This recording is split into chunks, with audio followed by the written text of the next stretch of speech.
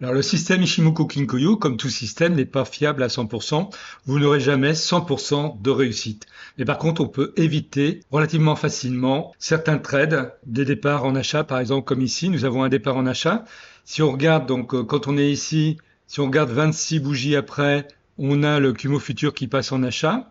Si on regarde 26 bougies avant, nous avons le Shenkunspan donc qui est au-dessus des bougies. Les bougies sont au-dessus du Kumo. Donc nous avons le système Ishimoku Kinkoyo qui est en achat. Et pourtant, si vous partiez ici, bien vous partiez donc en perte très rapidement. Et ça, on peut facilement l'éviter. Je vais vous montrer comment. Alors c'est une relation cachée que j'ai découvert il y a quelques années, en fait qui est simple. Il suffit de relier le Shenkunspan A au niveau donc du Shikunspan ici, au Shikunspan A donc que l'on a au niveau du Kumo futur au moment où on veut prendre un trade. On trace une droite entre les deux points et là que voit-on? On voit donc la droite qui plonge vers le bas et donc en fait il ne faut pas prendre de trade en achat. Pour prendre un trade en achat, il faudrait que la droite monte, même un tout petit peu, mais il faut au minimum qu'elle monte. C'est ça le filtre qui est vraiment très important et qui permet d'éviter pas mal de déconvenues avec le système Ishimoku Kinkoyo. Alors ce système est très pratique quand on est en période un peu d'incertitude. Là on voit par exemple ici sur cette paire, les cours sont montés au-dessus du Kumo, parties en dessous sont remontées au-dessus. Donc quand on est à ce niveau-là, le Kumo futur passe en achat, on peut très bien se dire que ça peut très bien repartir complètement en vente et continuer à faire du ranging.